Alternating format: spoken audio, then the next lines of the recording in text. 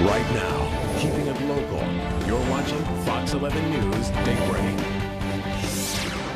It is 8:14. Welcome back, and welcome back to Andy Taylor. Nice to see you here on a Monday, sir.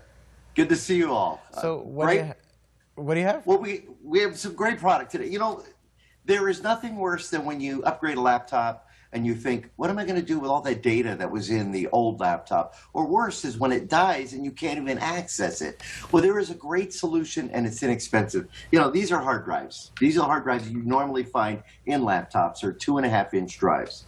So what do? Well, you could go take it to somebody and have them do that digital transfer, or do it yourself.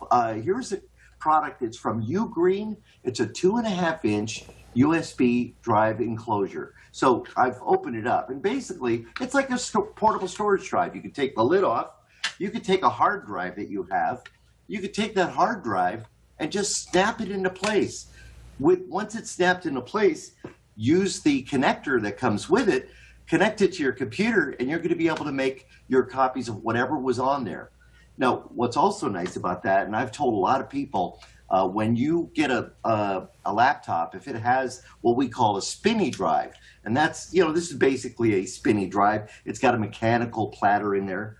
Upgrade it to an SSD. This is an SSD, solid state device, no moving parts. So what you're going to get is you're going to get a really fast system. So you can take that old hard drive out, put it in the enclosure, and be able to carry that with you.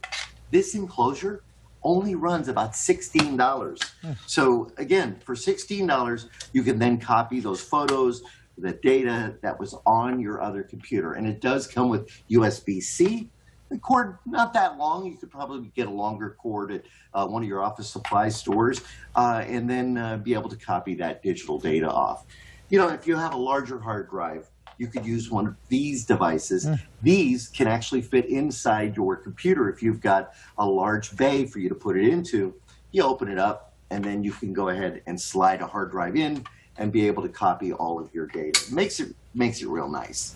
So also, I want to mention, coming up Thursday, Microsoft is doing their big announcement.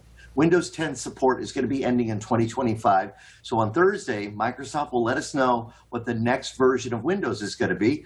A lot of us are thinking it's going to be Windows 11. However, if you come across something on the web that says, get it now, install it now, don't do it. It's a good way to get yourself some malware and spyware.